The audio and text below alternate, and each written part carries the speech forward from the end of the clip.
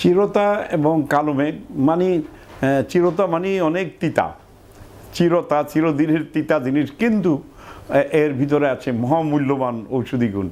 এটা কিন্তু হাজার বছরে আমাদের কবিরাজ, হাকিম, বৌদ্ধ, আয়ুর্বেদ, ইউনানি, হার্বাল, হোমিওপ্যাথি সকলের একটি সমাদৃত ওষুধ এই চিরতা গাছ থেকে হয়। চিরতা গাছের পানি খেলে পেটের রোগ হয় না, প্রস্রাবজনিত যত সমস্যা আছে, প্রেশার জাতীয় যত সমস্যা আছে, স্টমাক ঘটিত যত সমস্যা আছে, রক্ত ঘটিত সমস্যার জন্য এই সবগুলো সমস্যার সমাধান চিরতার ভিতরে আছে।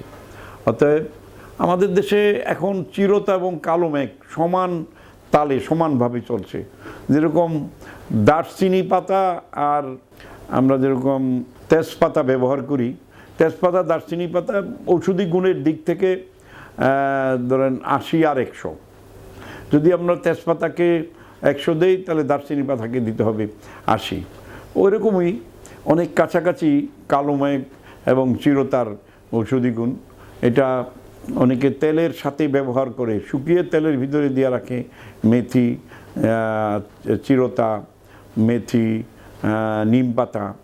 এর ফলে চুলের গোড়া খুব শক্ত হয়। চুলের গোড়ায় যে ফাঙ্গার যে ব্যাকটেরিয়াগুলো জন্ম হয় এগুলি প্রতিরোধ হয় এবং চুলকে বড় হতে সাহায্য করে। তবে এটা দীর্ঘ জীবন এই দেশে বিভিন্নভাবে আমাদের চিকিৎসার ক্ষেত্রে একটা বিশেষ অবদান রেখে আসতেছে এই চিরতা।